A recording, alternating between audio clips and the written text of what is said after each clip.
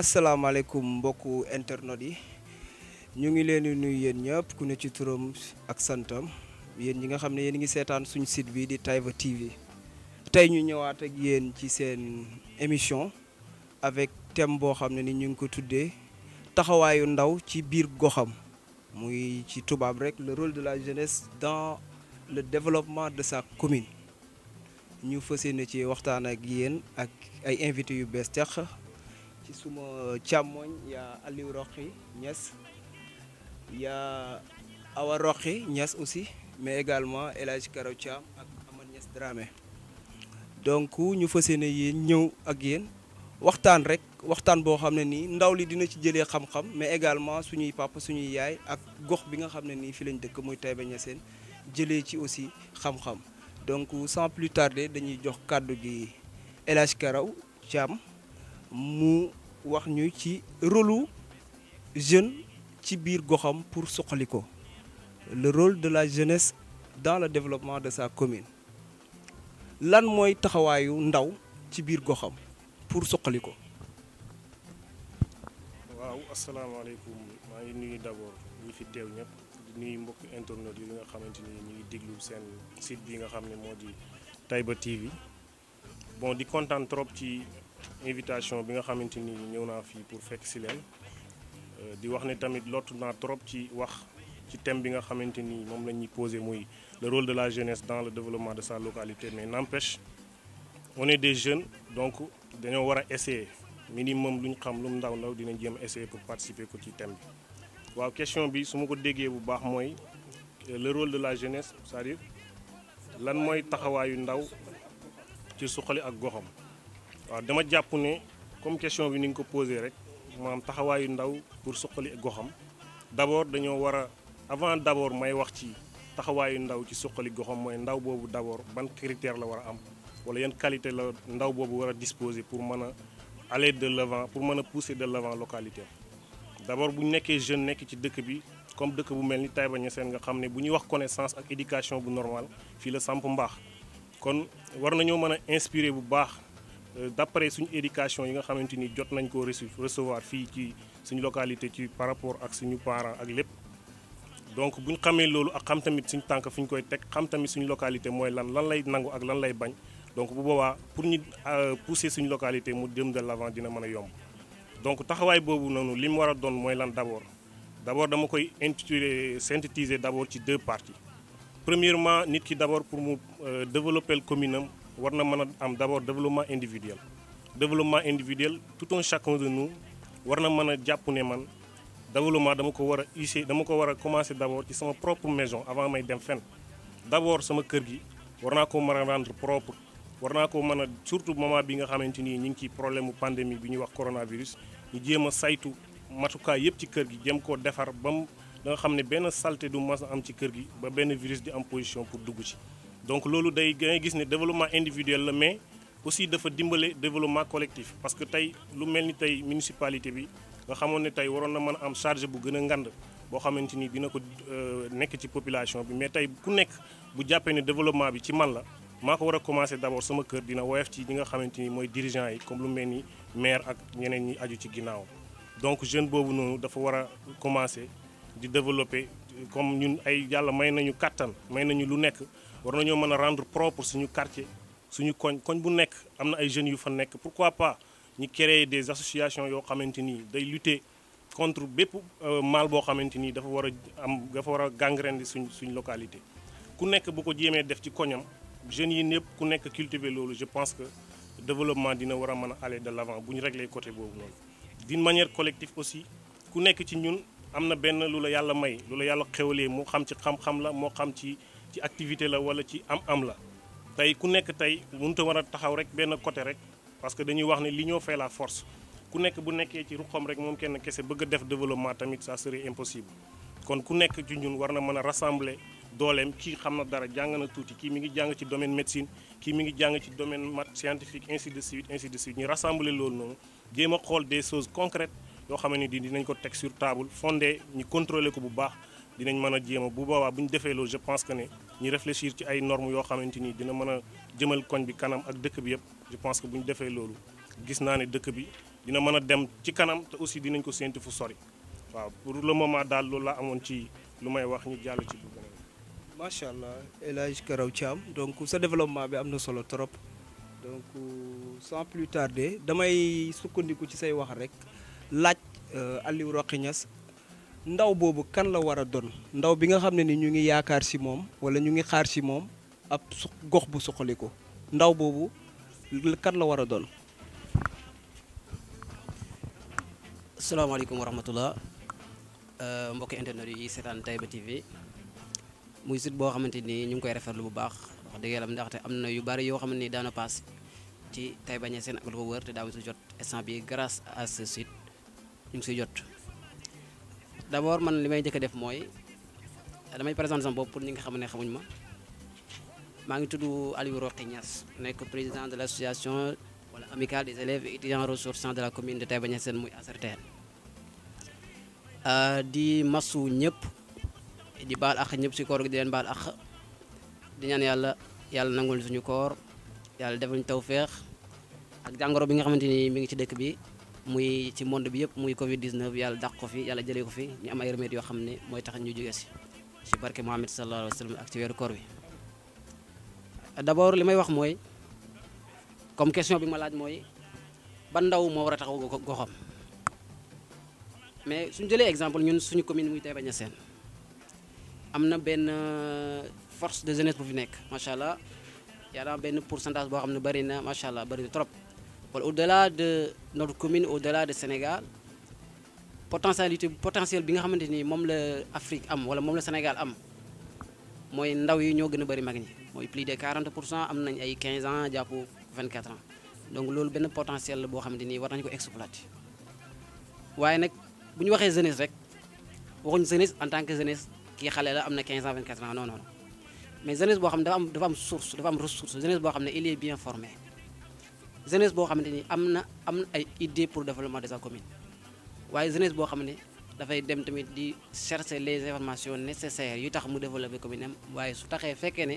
dafa taxaw ci ruqam rek toog foofu noonu kon li muy def du sotti et je le dis souvent dama koy wax lu bari fii ne ñun suñu commune bu Taiba Niassène bi on a une jeunesse boo xam ne dafa paresseuse mooy jeunesse boo xam ne nii dafa tayal mooy jeunesse boo xamante nii ñoom dañuy croiser seen bras yaakaar ne tout se résume sur l'activité sportive mooy nawetaan ak autre chose seulement ñuy taxaw foofu yem foofu alors que les choses romb na foofu fi mu dem mooy war ñu dem ba nga xamante ni ñun suñu instance suñu fi nga xamante ni moom lañu jëlee ay décisions jeunesse ba di am doole. parce que dañuy wax naan souvent dañuy wax naan la jeunesse c'est l'avenir d'un pays man certes d'accord naa boobu mais jeunesse bi nekkul l'avenir seulement la jeunesse aussi c'est le présent fu ñu tollu instant bi nii waruñu xaar ay avenir instant bi lañu war a def lu ñuy war a def parce que c'est le moment instant bi la ñu war a job instant bi la ñu war a liggéey instant bi la ñu war a def le tout pour développer suñu commune parce que depuis l'acte 3 de la décentralisation ba léegi boo xoolee am na benn activité wala benn pouvoir boo xam ne moom lañ jox collectivités locales yi mooy lu bari mën nañu ko defal seen bopp te duñu xaar ci benn bu jéego feneen donc du coup lu may wax mooy jeunesse boo xam ne la war a doon mooy jeunesse bu am jom la war a doon jeunesse bu bien formée la war a doon ak jeunesse boo xam ne xam nañ li ñu bëgg ak jeunesse boo xam ne intérêt public moo tax a jóg parce que comme le disait ñun am nañ benn kilifa bu mag boo xam ne à chaque fois man damay wax ne doy na si moom rek ñuy jël référence mooy danaan wax naan muy Cheikh al Islam Alaaji Ibrahima Bass dana wax naan jeunesse moom moo yaakaaru dëkk la jeunesse moom mooy monopole dëkk jeunesse mooy tax dëkk bi dem jeunesse mooy tax dëkk bi taxaw donc jeunesse bu baax jeunesse bu wér jeunesse boo xam ne xam nañ lu ñu bëgg jeunesse boobu moo mën a développer ak local donc fii laay yem ci wax bi ba beneen déwén ñëw incha allah ñu continuer. macha allah Aliou donc am na loo jot a leeral ci question boobu mooy ndaw li nga xam ne ñu ngi xaar ci moom ab développement ak yokkute ci goxam mooy ndaw loo xam ne nii benn day bëgg d'abord day am formation mais également day xam dara waaw ma ñëw ci Roqi Awa Niass rek laaj ko benn question bu ndaw mooy sa série donc laaj ko benn question bu ndaw muy Aliou ci waxam nee na ndaw li nga xam ne ni ñu ngi yaakaar ci moom développement mooy ndaw li nga xam ne formé nañ ko mais est-ce que ci jeunesse taxawaay bi nga xam ne jeunesse bi am nañ ko wala pourcentage bi nga xam ne ñu ngi koy représenter suñu société presque environ 60% de notre population est composée des jeunes ay ndaw lañu ndaw loolu ban apport la mën a def pour suqali goxam mais également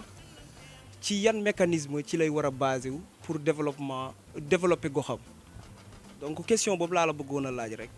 asalaamaaleykum waa Taïba TV maa ngi nuyu internetu waa Taïba TV yëpp di leen ziar di leen baalu àq aussi ci weeru koor bi ñu nekk di rafetlu aussi invitation bu ngeen may invité ci émission bi xam ne mu ngi am comme thème ban apport la ndaw mën a amal ci goxam ci développement goxam donc nag question bu ma kii posé mooy que ne yan mécanisme moom la ndaw yi mën a utiliser pour apporter ou bien pour participer ci seen développement commune donc je pense que ne développement commune bi si rôle la ñun ñëpp ñun ndaw yëpp si ñun la basé wu aussi parce que ndaw yëpp war nañoo participer seen développement gox parce que au lieu que ñu toog fii naan suñu commune lan la ma defal tout le temps donc ñun aussi dañoo war a apporter quelque chose suñu localité bi et je pense que ne ñun ñëpp dañoo war a xàccandoo aussi dóorandoo ak suñu am-am ak suñu mën-mën ak suñu xam-xam parce que on ne dit pas que ne développement seulement si kii la basé wu ci am-am la basé wu mais aussi à travers suñu xam-xam aussi mën nañoo participer suñu développement commune parce que aussi on est des jeunes yoo xam ne au moins am nañ ay formation donc mën nañoo participer si développement bi à travers des associations des jeunes ak aussi des mouvements yoo xam ne socio-économique la ak aussi des débats yoo xam ne comme bii nii rek ma di ko rafetlu aussi di leen jaajëfal aussi parce que à travers li ngeen di def nii rek yéen a ngi participer ci développement bi et en plus de ça je pense que aussi dañoo war a àndandoo ñun ñëpp parce que li ñuy wax ne l'union fait la force rek donc jeunes yi suñu àndee rek dinañ mën a participer seen développement commune ok merci. merci Awa kàddu gi rafet na et puis am na solo leeral nga lu bari lii rek développement la donc toog sensibiliser askan bi mais également xamal leen li nga xam ne nii taxawaayu ndaw la ci goxam donc loolu rek source de développement la mais également apport la mais ci kàddu Aliou dama dégg sànq mu ne jeune bi nga xam ne formé nañ ko ñu ngi xaar ci moom walla ñu ngi yaakaar mu développer goxam développement nag dafa bëri pàcc du côté financier rek la ñuy xaar ci développement maanaam am door a développer sa commune mais également il faut une formation de base. Amath Niass maa ngi la bëggoon a laaj quoi formation des jeunes maanaam ki nga xam ne moo war a former ndawam à chaque fois dañuy dégg ne état lañ ko ciy xaar mais est-ce que formation bi commencé wul comme ni ko El Hadji Karaw Thiam waxee woon le développement individuel mais également ci sa biir kër. sa papa ak sa yaay responsabilité bi nga xam ne am nañ ko ci wàllum éducation jéem la taxawal ba nga xam ne nii soo demee ci état da nga koy faciliter la tâche formation bi dina yomb maanaam dama bëgg nga ñëw ci développement bi nga xam ne ci biir kër gi la.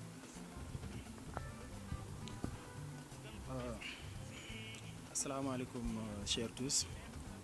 maa ngi leen di nuyu ñi nga xamante ni ñooy suivre Taïba Niassène TV wala Taïba TV. voilà Taïba TV exactement di baalu ñëpp nag ci weeru koor bi di leen baal ak di ñaan yàlla aussi feebar bi nga xamante ni moom moo fi nekk yàlla musal ñi si te gaaw jëlee ko fi yaare bi bi ma déggee ñi nga xamante ni ñoom laa bokk ak émission bi di leen nuyu aussi par passage di nuyu sama tonton El Hadji Thiam di wax ne question bi nga ma laaj c'est tellement pertinente parce que développement bu ñu koy wax c'est une procédure comme tout le monde a l'habitude de le dire waaw procédure boobu nag dañ koy commencer ci biir kër gi mooy lan mooy que nit ku ne xam ne culture dafa baax ci doomu aadama te développement bu ñu koy wax aussi il faut se baser à la culture il faut que ñuy sukkandiku ci li nga xamante ni moom mooy culture gox bi nag mënul weesu doomu aadama juddu ci bay ak yaay ñu yar ko yar boobu noonu day màggaale moom à ce que bu demee ba ci kelam moom aussi am na leneen loo xam ne nii moom moo koy defal boppam du ci xaar yaayam du ci xaar administration état en quelque sorte comme ni ko sama tonton di waxee mais loo xam ne nii la moom moo koy defal boppam loolu mooy lan moo ko il faut qu'il y ait li nga xamante ni moom la ñuy wax management boo xam ne ni ci moom la jëm loo xam ne moo koy defaral boppam ba xam nga bu taxawee bu wootee nit ñi danañ ko wuyu mais aussi bu waxee nit ñi danañ ko dégg loolu ça fait partie li nga xamante ni moom mooy les bases du développement culture éducation à part loolu état am na leneen loo xam ne ni da ko ciy def mooy lan mooy que au niveau administratif da lay instaurer yow la jeunesse à ce que tu maîtrises quelques points dana la dugal école dana la jox ay diplôme dana la jox aussi connaissance mais après tout cela yow yaa war a def comme ni Roxaw wax muroo xaar di laaj la question n'est plus lan la sama commune def ci man wala lan la sama gox def ci man non non mais man lan laa war a mën a def pour sama gox après loolu mooy question bi nga xamante ni moom moo war a dem te loolu fekk doomu aadama mu ngi koy sóor surtout la jeunesse boo xamante ni elle est dotée d'une capacité d'intelligence parfaite buy poser question boobu à chaque fois jeunesse boobu kat war nañaa mën a am yaakaar te Aliou bi mu wax di paraphraser Baye Niass si waxam jooju Baye Niass foofu la doon xaaree jeunesse boo xamante ni elle est dotée d'une capacité d'intelligence parfaite parce que bi mu waxee ba pare bi mu waxee ne gox bu nekk pour mu am développement mu ngi ko basé ci jeunesse ba pare dafa teg condition daf ne waaye du ne n'importe quelle jeunesse la mais jeunesse boo xamee ni dafa am dévotion kon après dévouement boobu noonu dafa war a surgir pour que le développement ait lieu dans cette localité ou bien dans notre localité wala quelle que soit la localité qu'il soit waaw gox bu mën ki nekk rek il faut que dévision boobu noonu war a am man loolu laay wax ba pare su ma waxee ci loolu ba pare damay jàll ci beneen base moom mooy le développement participatif day baax ci ki nga xamante ni moom mooy ndaw li parce que ñëpp jàng nañ métier ñëpp am nañ xam-xam ñëpp mën nañaa participer au développement mais ñëpp aussi mënuñ koo def de la même manière il faut que nit ku nekk ci la ngay yëngu ci loolu ngay andi apporter pour qu'il y ait un développement. macha allah sama jarbaat na nga wàññi tubaab bi rek nag askan bi dama bëgg ñu dégg message bi ba nga xam ne ni dinañ ci foree njariñ développement nag suñ tënkee sa wax ji daal dafa nekk loo xam ne aada la d'abord ak jàngale ndaw li balaa xam dara dafa sukkandiku ci aadam li nga xam ne da nga ciy judd donc automatiquement day ñëw instinct la mais également wan la ci teg la ci yoon boo xam ne ni en retour dinañ xaar ci yow benn investissement muy wax ju am solo joo xam ne ni wax nga ko fi ma bëggoon a laaj El Hadj Karaw Thiam rek moom dafa am benn point bu ñu waxtaanaloon muy développement individuel ak développement collectif ñaar yooyu la jàpp ne buñ ci sukkandikoo rek ab gox mën naa développer mais dama bëgg nga tasal ñu ko carrément parce que da nga junj rek mais argumentation bi des na yaatal gi des na daal dama bëggoon li nga xam ne nii développement individuel la ak développement collectif développement individuel mooy développer sa bopp ba nga xam ne nii da nga koy commencer sa kër bala nga ne naam ne fa maanaam kuy digle ca ngaay na fekk nga set soo développer kër gi pour nga développer mbedd mi développer gox bi dana yomb mais si wan yoon nga war a jaar loolu moo nekk question bi ma xam ne bëgg naa nga waxtaan ceeg internautes yi ñi nga xam ne ñu ngi suivre suñu site bi di Taïba TV mais également ñi nga xam ne ñu ngi seetaan ci télé bi ci fii ci Taïba Niassène. waaw jërëjëf encore une fois ci question bu am solo bi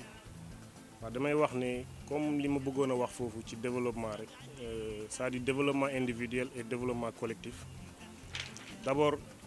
li ma yaakaar ne carrément war nañ ko gën a jox yitte wala jox fulaal daal ci développement individuel comme li Ama Niass doon répondre sànq Ama Niass Dramé ci intervention bu rafet bi li mu wax ci développement individuel tout d'abord dañoo war a chercher les bases parce que li dara bu amul fondement de base yaakaar naa ne pour mu dem ci kanam day am problème c'est tout un problème donc bu fekkee ne am na fondement fondement de base bu baax bu dëgër kon pour mu dem de l'avant dana yomb c'est-à-dire fondement de base bi nag fi muy commencer mooy d'abord ci waajur yi nga xamante ni suñuy parents la yàlla dimbali nañu alhamdulilah ba nga xamante ni suñu gox bi yàlla tàggatal nañu ay parents yoo xamante ni macha allah ñi ñuy teg ci yoon bu aw yoon. léegi nag bu ñuy tegee ci yoon boobu noonu comme alxuraan day wax ne albaladu tayyibun ya'ti tahtihi nabaatu c'est-à-dire suuf su teey si mooy génnee meññeet bu baax bi ñun ñëpp xam nañ ko ñun ay baykat lañ suñ demee ci àll bi bay gis nga bu ñu ko jigee ci suuf su baaxul xam na ne duñ gis benn résultat mais nag bu ñu ko defee fu baax bi dina génn léegi nag loolu dafay am solo ba nga xamante ni yar bi d'abord dañuy yar suñ bopp c'est-à-dire parents yi dimbale ñu ci yar bi yar xale yi ba nga xamante ni dañ mën a am éducation bu normale suñ ko defee ñu jéem a rendre propre suñu kër jéem a hisser développement bi foofu noonu fexe li nga xamante ni mooy jëmal kër kanam d'abord ñu régler lépp ba nga xam ne pare na mais nag bu paree développement individuel bi bu yemee foofu ci ñun développement collectif mooy ñëw développement collectif mooy lan comme par exemple fi may déggee man tey am na loo xamante ni ci ñun la aju c'est-à-dire man mën naa jéem a defar sama kër defar sama yar sama njaboot defar sama lu ne mais est-ce que am naa droit tey tali bi jaar sama buntu kër ma def ko fa est-ce que am naa droit tey def fa leneen sérieux même si bu ma amee droit bi mais am na ay normes yu nekk sama ginnaaw yoo xam ne mën naa ko def ëllëg mën naa ci am ay problème donc nag su ma defee li ma war ba pare dafa am loo xamante ni day aju ci municipalité bi wala ñi nga xamante ni ñoom ñoom ñoo dox suñu diggante ak fi li gars yi wax ci borom doole yi ñu jéem a tracer loolu pour mu génn su ma développé sama kër ñu am ñoo xamante ne dañu ma dimbale ba mbedd yi ñu mën cee def tali yu baax awma droit def ay canal ci sama buntu kër wala tracer ko fu ma neex donc kooku fa am lu nekk ci ginnaaw organisation yu dëgër yoo xam ne ni ñooy ñëw appuyer yi nga xamante ni mooy borom kër yeeg yëpp ak jeunesse bi ñu mën a créer ay canalisation mën a defar lu nekk loo xamante ni dana tax tey bu ndox wàccee ci dëkk bi day jàll rek du am benn problème dans ce cas loolu bu amee développement collectif mi ngi commencé dugg donc yeneen ak yeneen mais xam naa damay limité waali foofu ba ci kanam. macha allah c'est trop pertinent quoi kàddu gi leer na fasaana am na solo trop te jàng nañ ci lu bari lu am solo la donc malheureusement nous n'avons pas de représentant d'un jeune qui va répondre à la municipalité xam naa Ibra loolu da nga koy dagg dégg nga parce que bëgguma def politique waaw absolument il a posé une question pertinente donc loolu day doon responsabilité bi nga xam ne ni ñu ñuy jiite aussi parce que développement rek du individuel comme ni mu koy waxee collectif bi donc question de solidarité la loo xam ne nii état mooy ñëw teg ay normes teg ay politique municipale am mais question boobu xam naa ne malheureusement amuñ koo xam ne mën na ci répondre mais Aliou dama la bëggoon a poser benn question parce que à chaque fois da ngay gis ne éducation de base boobu mi ngi ci kër gi mais fii ci suñu réalité comme terme culture dafay ñëw terme aada dañuy gis ne xale yu jigéen yi mayuñ leen seen chance wala xale yu góor yi da nga gis koo xam ne nii am na éducation de base boo xam ne papa ji teg na ko si moom ba nga xam ne nii suñ ko jàppalee ci formation bi mën na jàng ba ñëw def retour sur investissement ci lieu bi nga xam ne fi la dëkk muy goxam pour développer ko mais kooku dañuy seetlu ne dafa am contrainte yu bëri yoo xam ne dañuy arrêté jàngam boobu soit mariage précoce yi nga xam ne dañ koy def mais aussi responsabilité bi nga xam ne dañ koy teel a jox ndaw li nga xam ne mi ngi ci biir kër gi di jàng loolu aussi doon gàllankoor boo xam ne nii développement bu bëree bëri arrêté na ko loolu dama bëggoon rek nga xaw ci leeral ay questions par rapport suñu waajur yi nga xam ne ñu ngi def loolu parce que problème bi directement lay affecté ndaw loolu nga xam ne mi ngi doon dem surtout ci côté sanitaire bi comme yow sa domaine côté santé la donc ki nga xam ne teel na am jabar wala teel na am jëkkër donc dafa am loo xam ne nii benn conséquence bu muy subir la ci côté boobu laa bëggoon nga leeral ci askan bi. waaw El Hadj dégg naa sa question bi nga wax comme par exemple yaa ngi ma laaj maanaam ban handicap wala ban frein la jeunesse bi confronté par rapport au développement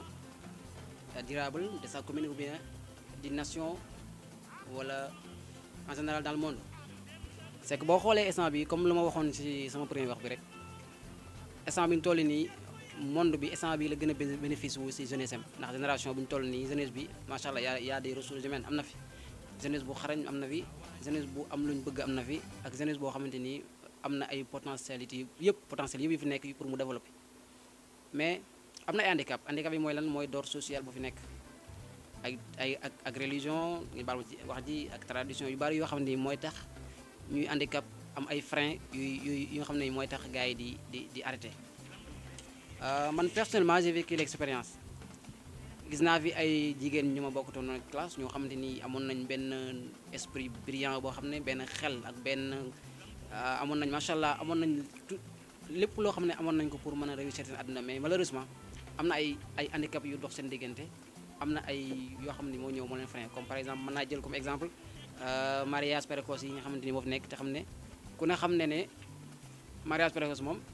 leen la indi mooy grossesse précoce te bu grossesse précoce ñëwee yow dootoo tali ci dem yeneen pour def yeneen parce que am nga doom war koo toppatoo war koo def lépp donc yow am na lu bari loo xam ne dañ la wàcc d'autre part mooy si wàllu santé si wàllu sanitaire dina la handicapé maanaam soo waroon a def lu bari si àddina wéroo amoo yenn kàttan yi ndax yaa ngi dundal xale amoo yenn moyens yi loolu tamit dina andi problème donc man fu may invité parents yi mooy ñu jiital wàllu développement ñu jiital seen wàllu réussite seen doom ay progéniture comme ay dañu war a am doom dañu war a am sëy balaa mu trop tard parce que boo xoolee fii nii suñu Taïba Niassène wala Sénégal fii xale bu jigéen bu am 18 ans bu am jëkkër dafa bari trop wala moins de 18 ans ñu am jëkkër wala ñu am 23 ans 25 ans dañu am ñaar doom ñetti doom seen àddina dafay yàqu waxuma dafay yàqu mais lu bari lu ñu mënoon def si àddina dafay yàqu donc du coup man li may ñaan parents yi ak li ma leen di conseiller mooy ñu fexe ba seen doom yi nga xam ne am nañ benn yitte si jàng nekkul ne jàng kese mooy may lépp mais ak lu mën doon muy métier muy dem si école jàngi muy am yeneen projet yoo def suñu ci nekkee ba gis seen bopp nañ leen si jàppale mais buñu leen frein maanaam buñu leen di may ay mariage yoo xam ne ñoom bëgguñ wala di leen di forcer ay mariage yoo xam ne bëgguñ ak ci benn pression boo xam ne am na fi mooy góor fii nii jeunesse boo xam ne dafa toll si liggéey toll ci jagar avenir am toll ci samp kër ñu ne la takkal jabar di woy sa noppi naa la takkal jabar rek takkal jabar man mii wax dëgg yàlla dama koy dégg benn trop parfois may làqatu sax wante loolu yëpp baax na du ma nekk fii di nié ne xale bu jigéen daa war a sëy parce que ay principe la ak ay tradition yoo xam ne ñu nañ ko fekk donc ku nekk am na ay principe am ku nekk am na ay tradition ku nekk am na ay culture yoo xam ne c'est à respecter mais nag nekkul ne lépp loo xam ne culture la ak tradition la dañ ko war a topp su fekkee ne dafay lor doomu adama bi surtout dafay lor njaboot gi te gis nañ ne ay mariage précoce ay teel am jabar ay teel yëpp day frein avenir day frein lu bari donc maa ngi invité parents yëpp ñu bàyyi xel ci loolu su amee seen doom boo xamante ni war na jàng ñu bàyyi ko jàng amee seen jigéen boo xam ne nekk si ay projets yoo xam ne war na kii ñu bàyyi ko jàng nekkul ne damay waxee côté féministe non je parle en tant qu'intellectuel damay wax ne nekk na loo xam ne daal gis nañ ne baare na lu bari waroon nañu doon dara instant bi nii ay mariage ay grossesse précoce moo leen indil te baaxul si ñoom seen avenir baaxul tamit si ñoom seen wàllu santé waaw maa ngi bàyyi foofu benn. waaw macha allah Aliou Niass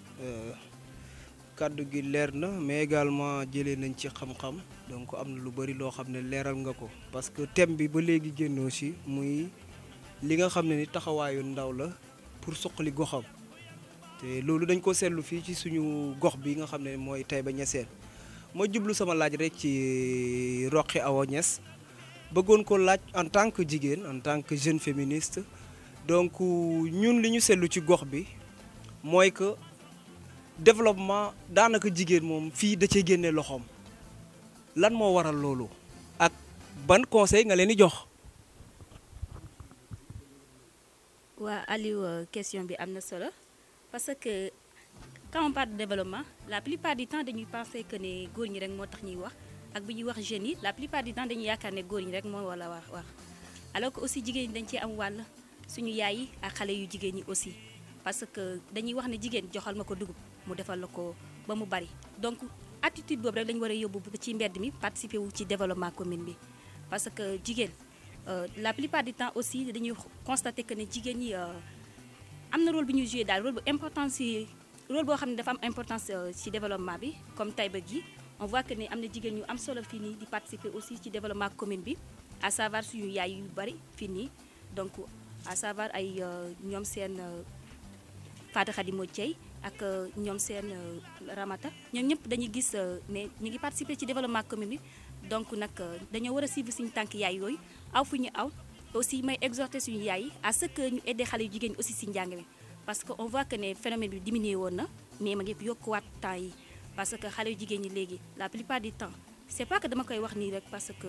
bokkuma ci ou bien dara la mais dañoo gis que ne la plupart du temps léegi xale yu jigéen ñi suñu commencé nekk ci école bi ba benn certain âge rek dañuy jugee foofu après dem sëyi non c'est pas que dama leen incité pour ñu ñàkk sëy ak leneen mais aussi mën nañoo rester à l'école parce que njàngam jigéen dañuy wax naan amul solo dañ ko doon wax de mais léegi gis nañu ne njàngam jigéen am na solo lool parce que gis nañ fi ay jigéen yoo xam ne ay ministre lañ gis fi ay jigéen yoo xam ne ay député lañ gis fi jigéen yoo xam ne sax ay maire lañ comme suñu maire Kaolack bi jigéen la. après ñun ñëpp bu ñu awee si yoon boobu rek yaakaar na ni jigéen ñi war nañoo participer benn rôle boo xam ne rôle bu am solo la war a nekk ci développement commune bi à travers des des groupements yoo xam ne groupement féminin la pour ñi weccante ay xalaat wàllu santé bi wàllu éducation ak wàllu développement beeg wàllu yëpp. ak aussi ñi créer yenn mécanisme yoo xam ne day permettre aussi autorités yi ak population bi surtout jeunes yi ñi mën a am population bi accès ci benn information bi parce que lu am solo la parce que booy wax rek développement mais bu ñu xoolee léegi par exemple jigéen ñi décision yi leen concernant duñ ci participer dañuy koy prendre rek après ñi teg leen ko voilà donc je crois que jigéen ñi waruñoo nekk ñoo xam ne dañuy bàyyi ba décision bi ñu prendre ko rek mais décision yi leen concerné rek dañ cee war a participer de même que góor ñi parce que bu ñu waxee jeune góor ñi ak jigéen ñi ñoo tax aussi merci. macha allah suñu jigéen bi ce n'est pas benn naxa bu fi toog rek c'est une brave femme macha allah kaddu gi leer na am na solo te jàpp naa ne sa message bi xale yu jigéen ñi ci dëkk bi danañ ko dégg kaay ma takk la rek nga ne waaw loolu aussi yàq sa objectif man d'accord ma ci man El Hadj Thiam Niass ma jublu sama laaj rek ci sama jarbaat encore Amad Niass Dramé sànq dafa am question boo xam ne dafa ñëw automatiquement ci sama bopp bi mooy des fois dañuy gis ne ndaw li am na projet boo xam ne suñ ci sukkandikoo mën na développer boppam mais mën na développer aussi goxam développement individuel day ñëw mais également développement collectif day ñëw mais dama bëgg tuuti nga waxal ñu ci li nga xam ne ni taxawaayu autorité municipale bi la c'est vrai que nag tu n'es pas habilité à répondre à cette question mais au moins am na ci benn pàcc boo xam ne ni sa information may na la ko li nga xam ne ni rôle autorité municipale bi la nga xam ne ni ndaw li nga xam ne am na projet soit projet culturel lay doon parce que dañuy ci information yi ma jot am dañ ne li nga xam ne ni financement domaine culturel ak sportif dafa am budget boo xam ne à chaque année municipalité bi amel na ko ndawam ndaw loolu nag des fois dañ koy indexer toute la responsabilité ne moom moo jugul dem vers l'information. Il y a une responsabilité qui endosse directement à la mairie de dire mu wax ñi nga xam ne ñooy ndaw am nañ ay projets porteurs yoo xam ne ni macha allah suñ ko développé mën nañ jàppale seen bopp mais également mën nañ faciliter la tâche à la mairie suñu gox bi kooku taxawaay boobu laa bëgg nga ñëw taxaw li nga xam ne ni mooy le rôle du maire par rapport à l'information. waaw di ñëwaat beneen yoon rek di am mbégte pour participer ci émission bi ak répondre question yi nga xamante ni ñu ma koy alloué la collectivité locale dafa nekk loo xamante ni c'est ce qui représente en sorte le gouvernement dans les communes dans les localités les plus reculées du pays. Oui, il y a des projets, il y a pas mal de jeunes qui ont des projets. te aussi seen projet yooyu noonu déposé nañ ne ko fi nga xamante ni moom mooy au niveau di collectivité locale te ñaar aussi daf ci am responsabilité bi ñaar da ci am d'une part damay wax ci côté jeunesse bi sànq wax nga ko ne la jeunesse ne va pas envers l'information loolu aussi am na Ali wax na ko sànq ci ginnaaw dañoo am jeunesse boo xamante ni jeunesse bu paresseuse la. Parce que da ngay woote la jeunesse est présente près de toi fi nga xamante ni fi nga wootee mais duñ la wuyu parce que defuñ li nga xamante ni yow moom ngay wootee defuñ ko yitte dafa am lu bëri loo xam ne ñoom dañ ko wumpee te côté boobu aussi sensibilisation mu ngi daw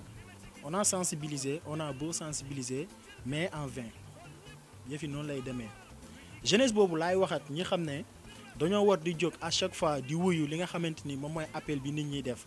parce que nit ki bu la jiitee woote appel boobu noonu du ne boppam la ko defal mais aussi yow la ko defal parce que nañ fàttali ko ne ñun ñi nga xamante ni ñun ñooy ndawi tey bu àlligéey ñun ñoo war a mën a jiite pour ñi jiite nag li nga xamante ni moom la ñuy jiite dañ cee war a am maîtrise dañ cee war a am connaissance pour que bu àlligéey yëf yi daf ñuy yomb parce que jiite c'est prévenir nit ku nekk da ngay improvisionner dafa am vision boo xamante ni moom nga war a teg te la vision ça doit être stratégique su boobaa li ngay jiite day yomb ci yow. Quant au projet am na ay structures yoo xamante ni dañoo jóg pour financer les projets des jeunes comme genre FONGIP yéesi na ci commune bi ay genre ANPEJ yéesi na aussi ci commune bi mais aussi am na loo xamante ni commune bi ci boppam moom moo ko defal boppam yëkkati xaalis dugal ñi fulal ko loolu pour mu teg ko fa pour financer la jeunesse. am na financement yoo xamante ni génn nañ mais la question qui doit être posée mooy est-ce que financement yooyu nga xam ne ni génn nañ dem ci jeune bi dénommé Ibra Dramé est-ce que Ibra Dramé lu taxoon ñu jox ko xaalis boobu def na ko ci loolu ça c'est une question parce que il y a eu des financements peut-être la plupart des gens mënuñ xam loolu financement jugee na dem na ci jigéen ñi te bu may wax ci côté développement boobu noonu surtout développement participatif jigéen ñi laa ci gën a naw parce que ñoom ils ont tendu la main ñu jox leen mais en revanche def nañ nit ñi gis nañ à chaque fois ñu ngi def ay activités de transformation comme l'eau de javel le savon l'huile beurre mayonnaise yoo xamante ni yëpp fii lañ koy defaree ci commune bi te en revanche day am li nga xamante ni moom mooy profit te dinañ ñëw dinañ mën a def bu liggéey dinañ mën a continuer def mais les jeunes surtout sama genre gii nii boo leen joxee en revanche est-ce que li taxoon ñu wax dina projet bañ financer leen est-ce que loolu matale nañ ko problème mu ngi foofu noonu ci côté li nga xamante ni moom mooy le sport et la culture ak budget bi nga xamante ni municipalité bi moom la leen di allouer à chaque fois loolu dafa am loo xamante ni moom la ñuy wax débat d'orientation budgétaire dafa am loo xam ne dañ koy voter bu ñu ko voté ba pare li nga xamante ni moom lañ vote parce que rarement ngay gis ñi def débat d'orientation budgétaire ba pare ñi du koy modifier bu ñu ne budget bi fii lañ ko alloué rek fii lañ ko war a alloué léegi nag li nga xamante ni loolu lañ ko alloué dañ ko war a def man je déplore li xew daaw dama koy ñaawlu trop daaw jéeg ak daaw aussi waaw dama koy ñaawlu parce que du yoon la jeunesse parce que lorsque nous étions sur le terrain waa bi ñuy dem ci campagne yi président yi dëkk bu ñu dem lenn la ñuy wax mooy terrain jeunesse bi bu ñu jëlee terrain donc loolu warut nekk di répété ci sa nopp à chaque fois nga mën a am loo xamante ni war nga ko mën a bien vrai mënoo génnee terrain ci tëb rek dem ci toolu Ousseynou Brandox mii nga génnee fa terrain parce que ñoom dina bañ ci kaw bu lotissement amul mais war nga mën a def loo xamante ni parce que tu vas répondre aux besoins de la population bi ñoom ñoo soxla ci benn côté loolu da nga ko war a mën a def mais du yoon commune bi nga xamante ni comme commune Taïba Niassène ngay xool région Kaolack ba région Kaolack daj amut benn commune boo xamante ni li muy dundee sport navétane am na beneen commune bu koy dundee non donc loolu la fekk ñu toog 2 ans successifs voire même 3 ans activités yooyu déw fa ça peut tuer quelques dévotions wala dévouement par rapport à la localité par rapport au développement de la commune c'est ça parce que développement aussi ndaw mi li nga xamante ni des fois du koy bëgg si nga koy orienter pour mu mën a ñëw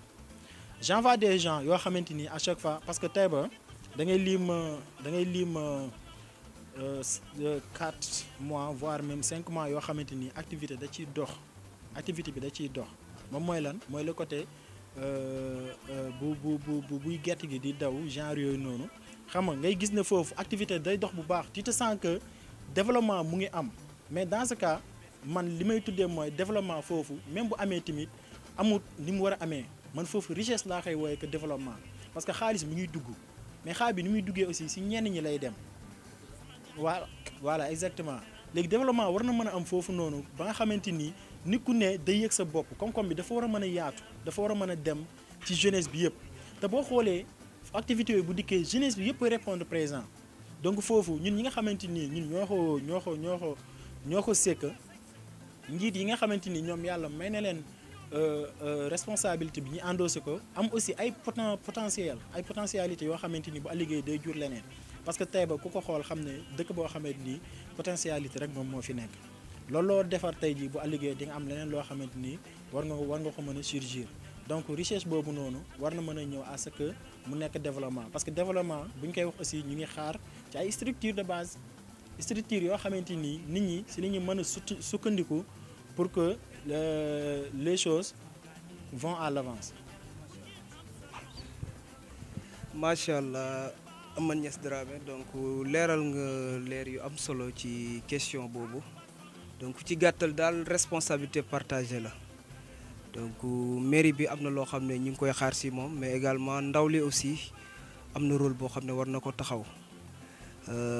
ba si sax message bu may lancé la rek à nos autorités municipales muy monsieur le maire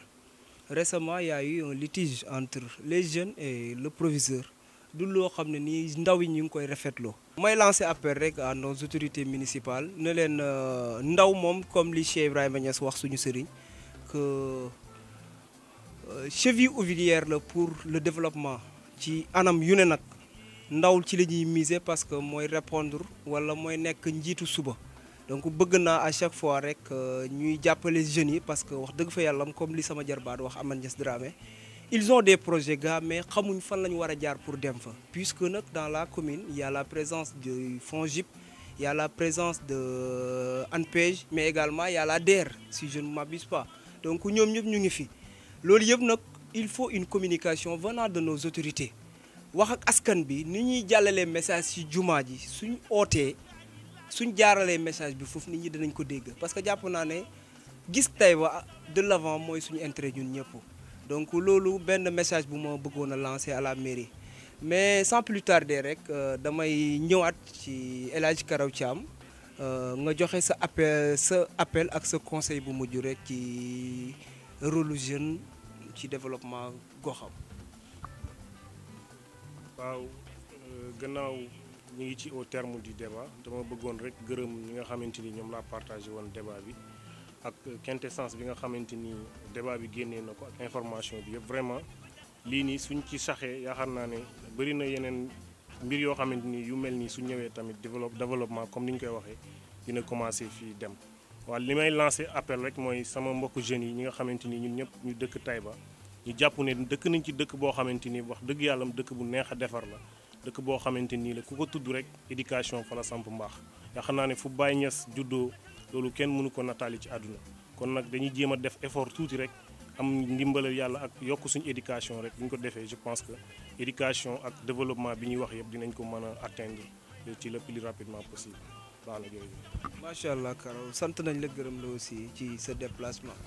mais dama am benn question aussi bu ñëw sànq ci man ci suma xel en tant que président des ressortissants et élèves étudiants de la commune de Taïba Niassène donc ban apport la étudiants yi war a jouer ci seen développement gox aussi loolu dama ko bëggoon a laaj président.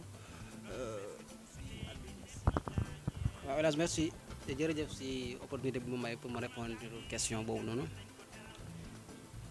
xam nga ASATEN muy amicale des élèves et étudiants ressortissants de la commune de Taïba Niassène benn structure la boo xam ne yàgg na fi lool bañ ko doon créer objectif bi c'était sur le cadre social mais actuellement toll nañ benn niveau boo xam ne dépassé nañ ay ordre social ak sûrement pédagogique maanaam cadre professionnel am na ci ak cadre boo xam ne nii dafa war a participer ci développement de la commune au lieu que muy xaar rek commune bi di def si moom moo tax boo xoolee ñun suñuy activité ñu ngi ko basé aussi ci vacances fii ñu ngi ko basé aussi vacances ñu ngi ko basé aussi dans les événements religieux comme ay Korité comme ay Tabaski boo xoolee am na benn phénomène bu fi amoon temps yi passé muy hépatite B boo xam ne ñu ñoo def 100% bi yëpp mais participer nañ ci benn rôle boo xam ne bu am solo la ba nga xam ne instant bi boo xoolee tey 95% yu nekk ci commune bi tey dem nañ ñu def test hépatite bi xam na am nañ doomu jàngoro bi wala amuñ ko après ñu jël vaccin bi su fekkee ne yoruñ ko donc di ko loolu benn kii la boo xam ne amoon na importance trop. Deuxièmement mooy je le dis souvent aux étudiants dama leen wax ne leen il ne faut pas attendre ñuy def si ñun rek ñun dañoo war a wàcc sur le terrain def pour ñeneen bi Covid 19 bi ñëwee am benn impact daf defoon dëkk bi je vais proposer au maire adjoint et maire que ban solution lañ mën def ban apport lañ mën def ci Covid 19 bi mu nekk suñu participation en tant que étudiant en tant que intellectuel. Il m'avait répondu que ne comme que dañoo aaye rassemblement bi donc di ko loolu du yomb mais li ngeen mën def mooy sensibiliser nit ñi à travers les WhatsApp à travers les Facebook yaakaar naan loolu gars yi étudiants yi bàyyi nañu seen waar lu bari li may wax mooy nekkul mbir moo xam ne comme ñun amuñu yenn dool yi amuñu yenn moyens yi parce que boo xoolee ñun fu ñu nekk ne muy Dakar am nañ yàlla def na am nañ benn appartement bu def 4 chambres ak benn studio boo xam ne moom la ñu collé mu ñu fexe dëkkal fi étudiants yi mais ça ne suffit pas donc du coup moo tax pour ñu matal foofu sax day nekk problème ba bañ mën a ñëwaat fii di fi defaat yeneen moo tax ñun lu ñu mën def mooy su wàllu xam-xam ak ci wàllu stratégie boo xam ne bu ñu ko tegee dina am ay importance bu mu benn njeexital boo xam ne day positif bu mu dal ci dëkk bi ñu def ko boo xoolee si loolu la ñuy yëngatu ci loolu à chaque fois loolu la ñuy def te ni ñu ko mën defee à partir des vacances moo waral activité yi ñu def yëpp c'est uniquement dans le domaine sensibilisation ci wàllu ay jàngoro yooyu gàngareen ak dëkk bi la yu bari d'ailleurs am na ay programme yu bari ak yeneen yu ñu envisage def ci dëkk bi comme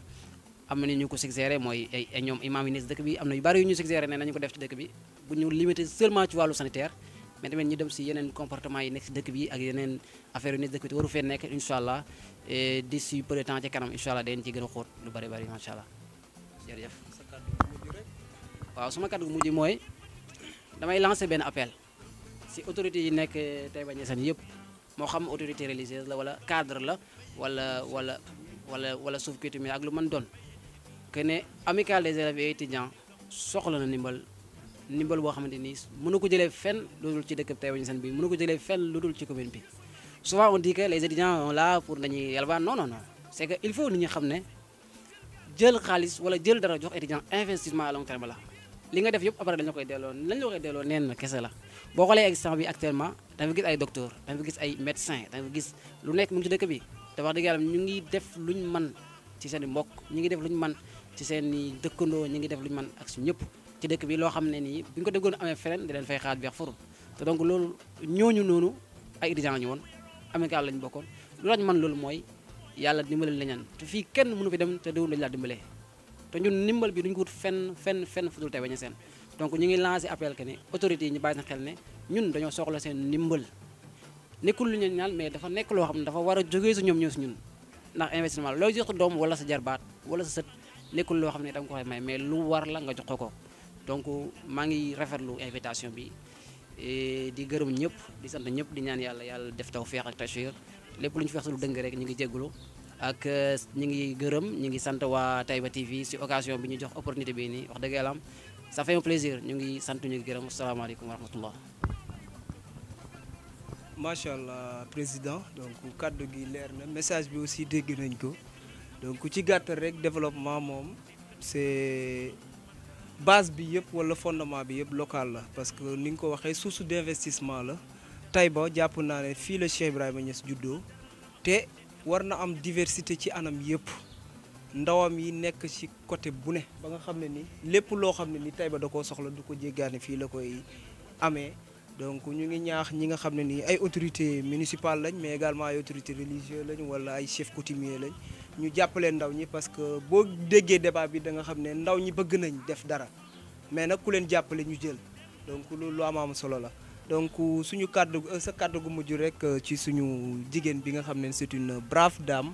macha allah benn femme boo xam ne nii femme de modèle la aussi également parce que am na ñoo xam ne cité na leen comme référence ay ñoom suñu yaay Fatou Khady Niass bi nga xam ne nii bi président Macky Sall la ñëwee fii Taïba Niassène moo ko dalal Ramata moo ko dalal yóbbu ko donc conduire ko yóbbu ko fa nga xam ne nii fa la ko waroon a yóbbu donc ñooñu yëpp Taïba ñàkkul dara mais il faut aussi ñu dégg.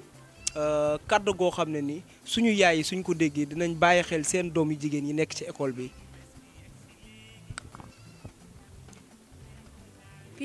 puisque ñu ngi egsi ci terme débat bi appel bu ma am rek di ko lancer jeunes yëpp mooy que de il faut que ñu nekk jeunes yoo xam ne dañoo responsable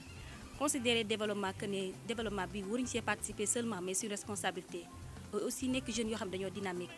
nekk aussi jeunes yoo xam ne dañoo disponible. par exemple bu suñu commune soxla ñu jug mais aussi dama am appel boo xam ne particulièrement jigéen ñi laa koy lancé suñu yaay surtout dama bëggoon maa ngi leen lancé appel pour ñu bàyyi xale jigéen ñi ñu jàng parce que metti na de comme ça liggéeyu kër gi nekk foofu après xale yi xëy dem jàng ji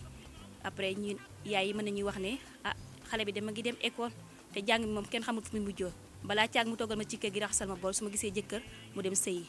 mais suñu yaay maa ngi leen di ñaan comme ça ngeen bàyyi xale jigéen ñu jàng parce que njàngam jigéen lu am solo la parce que gis nañ fi jigéen ñi ñuy occupé yenn poste yi ci réew mi.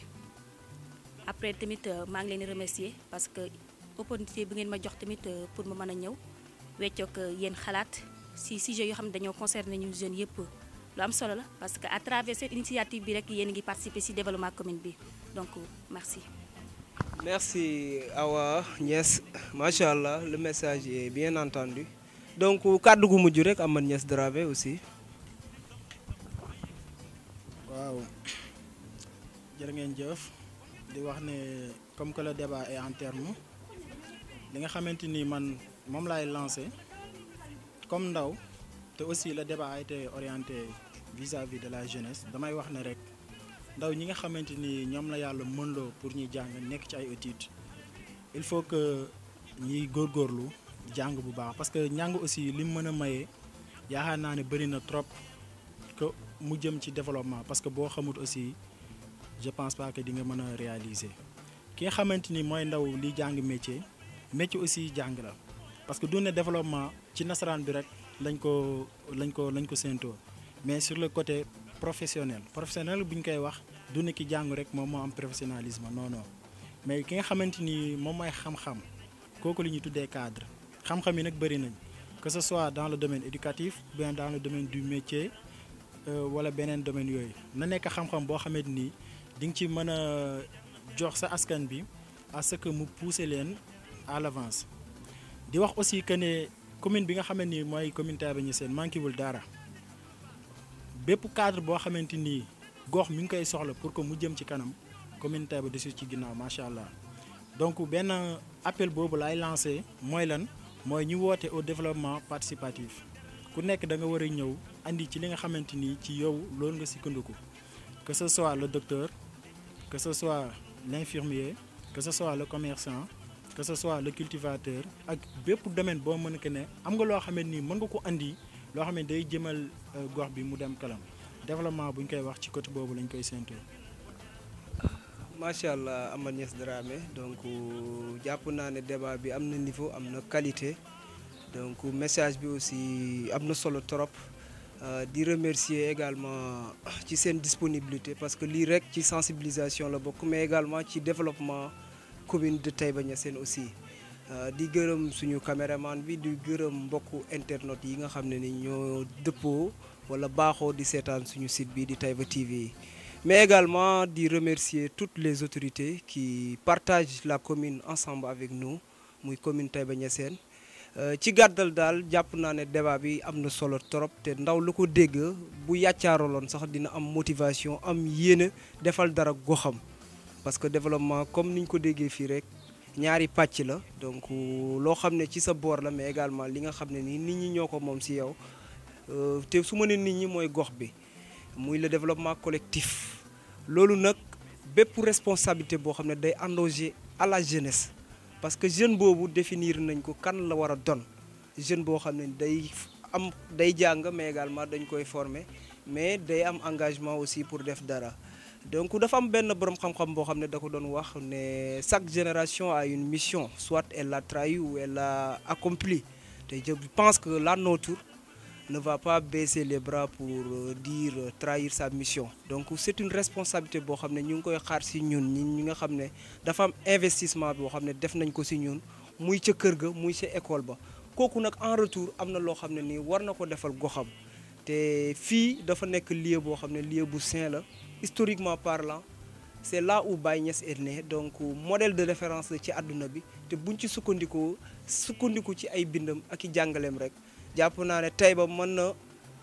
pousser le développement du Sénégal en basant ici dans notre lieu muy Taïba Niassène donc débat bi neexoon na xam-xam bi feeñ na jàpp naa ne xel bu sell aussi am na si lépp loo xam ne ak nëngate la rek ngeen jàpp ne ay xale yu ndaw ñoo doon waslu rek seen àq lépp loo xam ne lu jug